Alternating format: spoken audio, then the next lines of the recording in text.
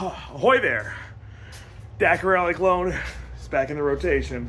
Carib needs a lot of work too, but you know, this car's got to get done this year. My goal is to have her done in time for Detroit Radwood in September. Stickered, painted, and everything like that. So the guy that's hoping to be painting it for me, or guy I'm hoping to be painting it for me, I want some pictures of the outside of it, some close-up detailed shots and measurements and stuff like that. So I'm gonna go pull it out, snap some pictures, and hopefully we'll do some stuff done. After I get some pictures of it, I'm gonna go ahead and finish the rear lift. If you guys, like 2 years ago, if you remember the video, I posted it in like 2022. I did the rear. I pulled the gas tank out, cleaned the gas tank out, put the gas tank in. When I did that, I did rear shocks, and I put the factory springs back in. I want to put lift springs in it because I want it to set up a little bit taller for what I want to do with it. So I guess let's go ahead and let's get this thing pulled out of here, get some good pictures of it, and then I'm going to pull it back in the garage, jack it up, and let's hopefully get these rear shocks and springs replaced today. We'll see how she starts. I threw the battery tender on her a while ago. This thing's been sitting here for quite a bit of time, so this motor still only has like 4 miles on it, so I ain't got that much time left on it. I gotta get it broken in yet, then I gotta install the cam, a bunch of other stuff. Got a lot of things to do left in this thing. I gotta rewire the radio. Oh man, there's a lot of work left to do. Oh! Feels good to be inside her though. All right, let's see how this goes. Still got the electric pump under the hood. I want to run it by the gas tank at some point in time. I just really want to get a couple tanks through this thing. Make sure that the tank is clean enough. It should be pretty clean, but all right. Oh, sorry, I just got a clutch safety switch. I gotta bypass this.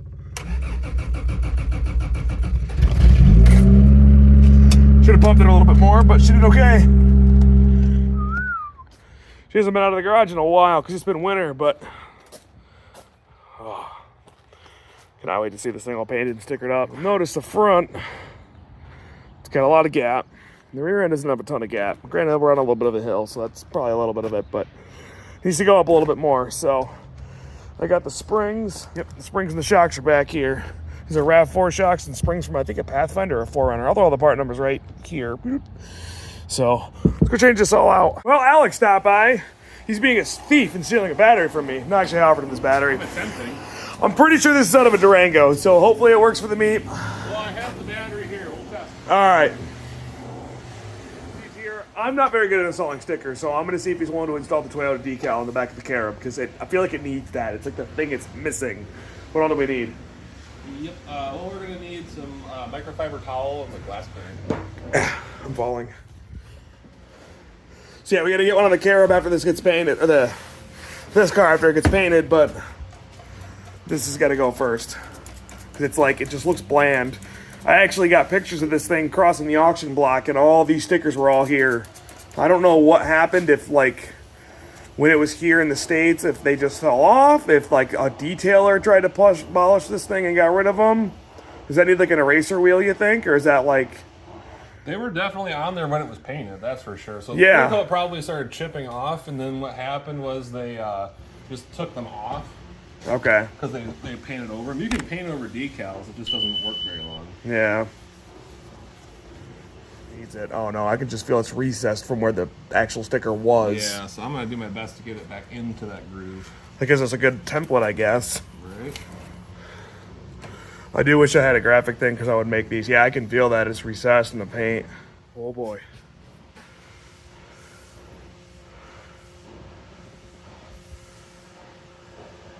Would you like a light, sir? If it's crooked, I'll only cry forever. Don't worry.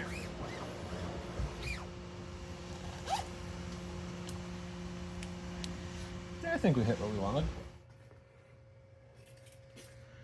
No pressure. No pressure. I should stop antagonizing him. It's not very nice.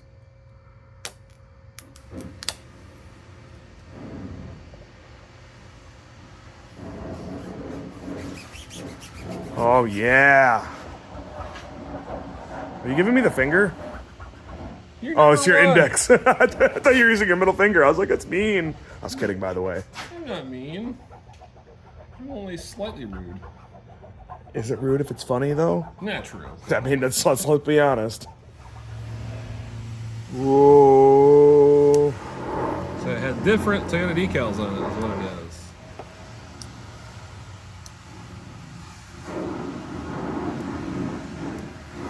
Oh, yeah. Money! Oh, it's back to normal. It's actually not very sideways either. No, it looks pretty good. Thank you, Alex. Looks very Toyota. All right, back to the Decker Rally car. So like I said, these are lift springs. I don't remember what they're off of. I'll stick the part number down in the description below. They are actually off of Alex's old car. These don't have that many miles on it. They're not the prettiest. They got really rusty. I kind of quick hit them with some spray paint, and it doesn't look like very good at all, but whatever, it'll get the job done. So my method to madness to get these off is always just kind of pry a little bit underneath here like this. Like that. There we go. And up they go.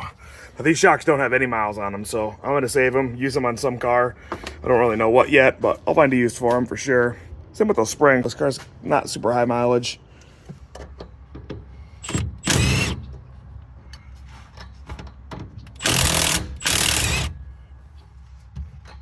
There's one.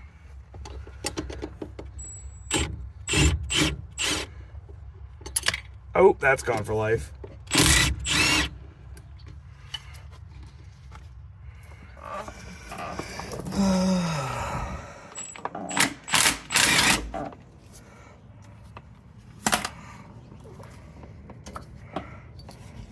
I don't know if this is gonna come off like this, or if I gotta lower the.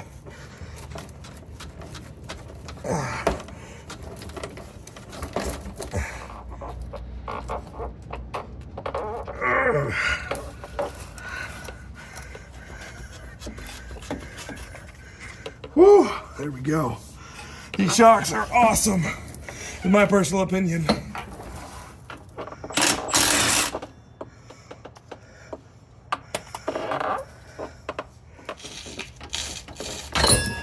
Whew. Certainly different taking off like brand new shocks. I got jack stands hanging underneath the rear frame rails right there. So I'm gonna lower this axle down a little bit. Just try to get these springs to pop free. Let's see how this works. Should be enough to get them out right there, I think. Nope, not quite. Okay, so here's my thought. This parking brake cable, which runs from the back of the drum up to here, is bolted in place right there, and then runs all the way over there and up to the parking brake console up there. Methinks if I pull this bolt out right there, that's going to give me a little bit more leverage to actually get this axle to drop down lower without putting so much tension on these parking brake cables, which I have broke parking brake cables doing this in the past, so I'm thinking this will work. Let's find out, I guess.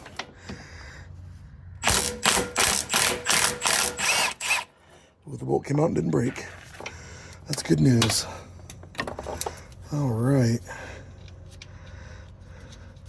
Can you tell I sprayed like an undercoating paint on there? Definitely can't, right? Okay, there we go.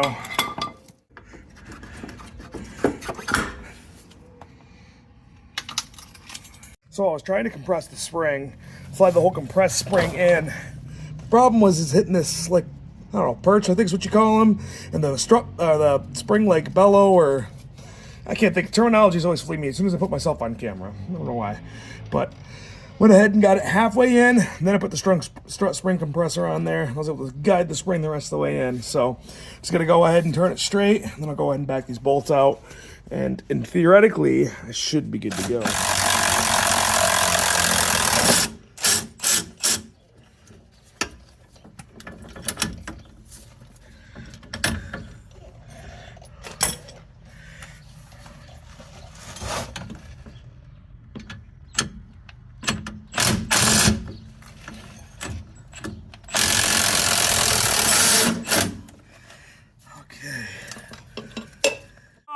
The rear end is officially lifted. I gotta bring the rear end up now again, get the bolts in for the parking brake cables, and then I'm gonna go ahead and throw the rear shocks in. I've done shocks now on like multiple cars, so I'm not gonna show you guys. I mean, heck, I did the rear shocks in this car already. Same process, other than they are going to be RAV4 shocks. They literally look exactly like this.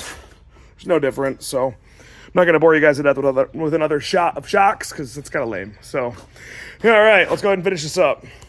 We are done. Look at that. This thing looks huge. Real monster truck status. Oh yeah. Oh man. Should have done this right away. Should have done this right away, but oh well. Well, if you happen to be new to the channel, welcome. Thanks for watching. This is a 1986 Toyota Tercel SR5. I pulled this out of a guy's yard where it sat for, I think now it's been 21 years, maybe 22 years. I'd have to go figure it out. I picked it up in early 2020, like during lockdown pretty much, like it was around that time. But we're gonna create this car to look like a 1983 Paris Dakar Rally car. I'll snip a little picture right about here. I already have all the graphics and everything made. My plan is to run SCCA Rallycross with it. I kind of want to make it actually a fairly nice car. Don't know how nice I'm really gonna go, but it's one of those things I kind of want to try it. And if I enjoy it, and if I do really good, it's a good bare bones to start doing something bigger, like, you know, a bigger engine. Bigger, different rear axle, different gearing, things like that. If I wanted to really go crazy and modify this, it's a solid enough car that it'd be worth doing too. It'd be sad to kind of bang all the stickers up, but hey, it is what it is. I mean, it's stickers. I can get more of them made. So that's what the project has been with this thing for the last couple of years. It's been on the back burner because I can always pick up other stuff, and you know, now I got a Carib. Told myself I was going to finish this year though, so. Carib's gonna get a manual trans at some point. This is gonna go first, so we gotta get this thing done. We gotta get her painted. Like I said, I shipped some pictures out today of it, so hopefully I'll get some good news soon from the painter. Hopefully he's able to do it pretty good. Otherwise, I'm gonna tackle it myself. I'll have a couple of friends give me a hand, but this guy supposedly does good work for really cheap because he works out of his garage. It's kind of like a side hustle, so we'll see how it goes. I may have to do a little bit of prep work myself. We'll figure it out in a future video, but goal right now is to have this ready for Radwood in Detroit, which is, I want to say, like the second weekend in September or like the third weekend in September. Have this thing fully painted, fully stickered, ready to rock and roll, and then hopefully maybe get someone to drive the Carib out there. I'm sure one of my friends would be happy to drive that out there. So that's the goal. It's a lot of work left. All right, well, now that we got the rear lift done, we're gonna go ahead and knock out the rack and pinion. Show you why. I don't know how this will pick up, but that's a puddle right there. It's like a power steering fluid, which is a bummer, but oh well. Not lie. I really don't want to put a reman rack and pinion in this thing. I actually have a rebuild kit for this, and I thought about taking it out and completely doing a reseal, but I don't know if I really want to fart with all of it, and I'm not super familiar with rebuilding racks, and it might be one of those things that takes a long time. So I plan on throwing this aftermarket one in that I got, and then keeping this one because it just leaks. I think that's all it does. I mean, the car's lower mileage, so it shouldn't be anything. I'm guessing it's just because it sat for so long. One of the seals just went bad in it, so I'm gonna go ahead and rebuild it in a later video. So stay tuned for that. It probably won't be for quite a while yet. I gotta clean off my garage. It's a mess in here. But here's my new rack. What do you guys think? Nice looking rack. It's OE quality, premium remanufactured rack and pinion. Well, we're gonna test that. Yeah, here it is. Hopefully it's not crap. I'm not gonna lie. The more I run aftermarket parts on these cars, the more I absolutely hate aftermarket parts for these cars and aftermarket parts in general, because the aftermarket fuel pumps, crap. The aftermarket water pumps, crap. The aftermarket radiators, crap. Everything, crap. OE, ASIN, those types of parts, always way better quality. But I don't think I'm gonna find an OE rack anywhere. So this was a Koyo, but now it's probably got the lowest quality of China seals. Maybe not. I don't know this company. I'm not going to try to crap them because maybe it's decent, but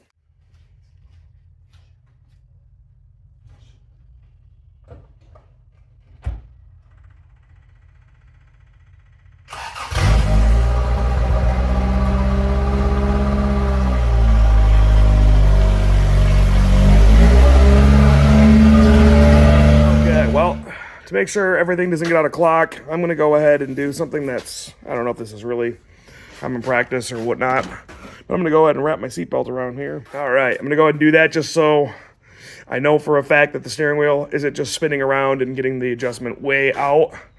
There's no clock spring in this because there's no airbag, so it really doesn't matter, but I don't know. I'll feel better doing this. If it's a waste of time, let me know in the word spot. All right, over here, what I need to change. So it looks like I'm gonna have to loosen up these 2 bolts down here. You see there's 1 bolt on the top of this joint and 1 bolt on the bottom of this joint. One thing that's really nice about the 85 and newer cars is that these joints are removable without having to go through a bunch of extra work. Yeah, this little like joint is just, it comes off. It's really nice. So I'm gonna go ahead and spray these with a little bit of penetrating oil. It looks like they're really corroded. Let them soak for a little while. Probably spray these 2 fittings down over here as well with some penetrating oil. See if that kind of soaks up a little bit. There's going to be a couple of bushings, 1 on each side. Right there, there's 2 bolts. Over here, looks like they're 14s. Then over on this side, over here, there's 2 more. So this should be fairly easy to actually get out.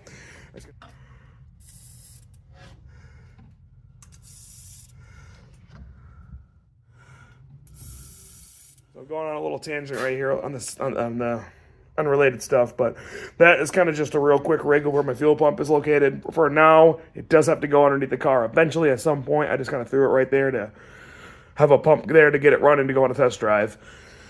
So I am going to put this underneath the car at some point in time soon and run another line, probably with some heat shrinking shields, stuff like that, to kind of keep it from boiling over, because these Weber carburetors love to heat soak. But, it is what it is. Joys of Webers. Anyway, enough yakking. Let's go pull some stuff apart.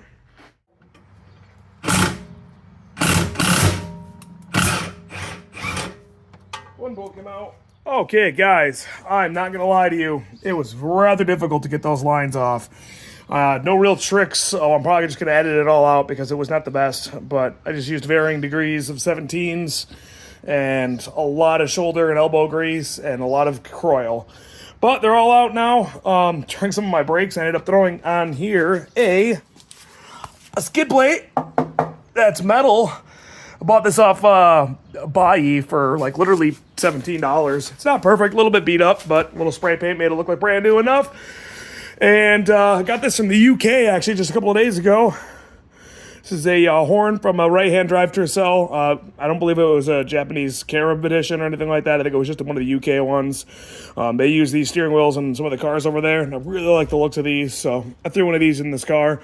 Figured it fit it pretty well, so yeah, now comes the time of getting these whole steering rack out of here.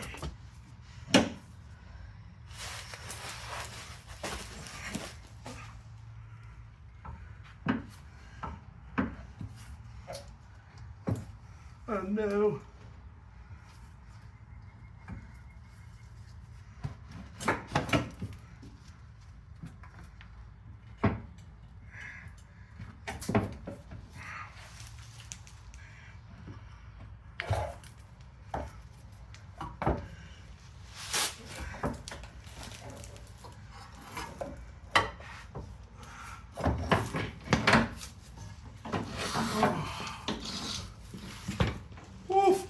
And there it is. This does have a new boot and inner and outer tire out of the passenger side, so I'm going to pull those off and save them. But progress is progress. Finally got this thing done. I've been needing to do this for, oh man, almost a year now. I wish I would have known it was leaking when I had the engine out of it, but you know, not really one to be too smart. Now these bushings are available. They are the exact same as the MR2s. So the AW11 MR2. Manual and power steering bushings do interchange. These are trash, so I'm going to be replacing them with some new ones. But first things first, we got to slide this thing on in here. All right, digging through my parts stash, I ordered some poly non-power steering ones. Those are supposed to go on Thunder Bucket because I plan on doing a manual steering rack swap eventually on that car. It's just a long story. This size is the correct for power and non-power steering. It's only the inner one that's a little bit different. I thought I'd ordered a set of power steering bushings. I found the eBay order back in 2022, but I just can't find them. So I must have gave them away or used them, or I don't know what exactly I did. So I'm going to put a new one over here, just reuse the old one over here. Not really what I want to do, but at the same time, I just kind of want to get this done. And to be honest, the passenger one, if I have to change them out later, would be the easiest one to get to anyway. So, whatever. Yeah. I'm dumb, I guess. So anyway, let's go get this knocked out. All right, so judging by this and this, I don't think this thing is exactly centered. So what I'm going to do is I'm going to attempt to center it before we try to throw it in. So I want to take it and I'm going to max it all the way over to one side. That's full max right there. And we're going to go ahead and then mark just the boot right there and then that right there. And that's not the straightest line ever, but it'll work. Then we're going to go ahead and count rotations until it locks fully the other way. And then we're going to find somewhere in between there and do some math and hopefully get it pretty close to center, is my thoughts. So let's see, there's about one rotation. There's about two. There's about three. And roughly a quarter. And about three and a little over 3 1/4. So that means I need to go like about 1 3/4, a little bit less. So there's about one turn from before. The paint marker's right about there. So one full turn from there, and then I need 3/4 of a turn from there. So if it's facing this way, I need basically put it almost this way. And that right there should be about centered, which looks like about where it was before, give or take a little bit. But all right, let's go throw this thing in here.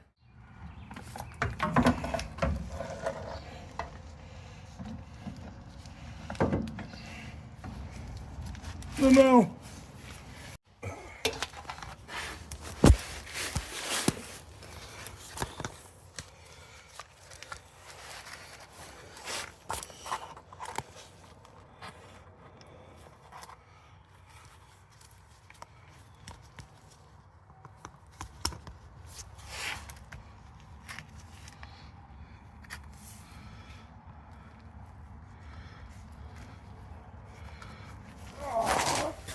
We're almost through. I'm gonna go ahead and flip it through there. I'll rotate it around this way. Okay, well, everything seems to be in order. The rack is in place over there, and it's in line over here. So I'm gonna go ahead and throw the caps back on it, bolt those down, snug them up. After that, I'll put the lines on there, get the steering shaft in place, and I think we'll be done. All in all, not so bad. Kind of a pain to work around the lines, but yeah, it is what it is. Crawling underneath here, this tie rod end is right about flush with the end of this little flap right here. And same with this side right over here. So I think we are pretty well centered, so I'm gonna go ahead and throw some tie rod ends on it. And then after that, we'll get the steering rack and the steering lines connected. All right, well, we're gonna go ahead and kind of just eyeball this. The alignment is gonna be very much not straight, but it'll be straight enough because it just needs to get to an alignment shop next weekend and get an alignment. So I'm gonna probably not snug anything up. I am gonna dabble a little bit of anti-seize on these threads because this car will be getting off-roaded. So it'll probably get packed full of dirt and mud and all that other kind of crap that I probably shouldn't get on there, but you know, it'd be this way sometimes. So we'll go ahead and start there.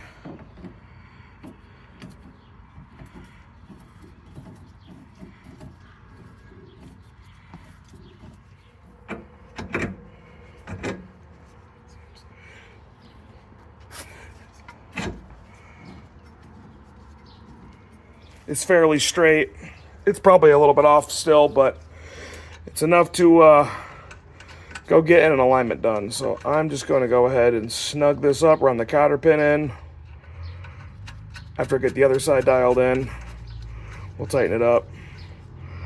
But I think this should be about close enough to where we need to be. It's not going to be perfect, but again, we're getting an alignment anyway, so not like I'm going to drive it there. I'm probably going to trailer it because it needs an exhaust at the same time. So yeah, it's hard to see, but that looks pretty straight. All right, so I'm boring you guys the nitty gritties. I got the lines back in, got the bolt back in. Everything's pretty well straight in line. I overfilled it with ATF. Oops. it was drinking it really well, and then, you know, well, it suddenly overflowed. Now it's, well, it's all over the ground. So that's sweet. Anyway, I'm gonna go ahead and fire this thing up. We're just gonna see if it pukes anywhere else, or if we're good.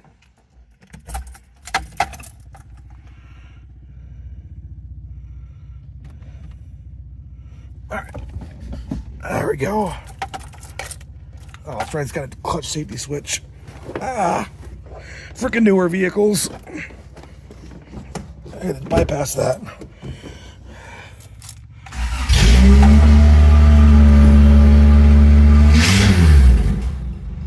All right, what do we got?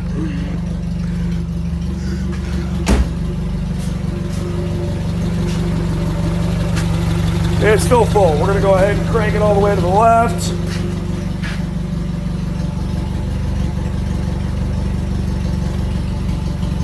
Crank it all the way to the right. I'm basically hitting it off the bump stop. It should be pretty centered right there, which looks fairly centered. It may be a hair out, but again, we need an alignment anyway, so.